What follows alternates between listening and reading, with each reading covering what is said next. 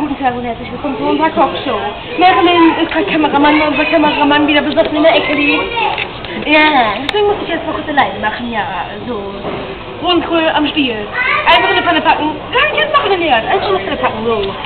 Das taut so langsam auf und in der Zeit muss ich Ihnen was erzählen. Sie wissen ja noch nicht das Neueste, ne? Ja, mag ich alle nicht. Und warum nicht? Ich habe einzige Auto.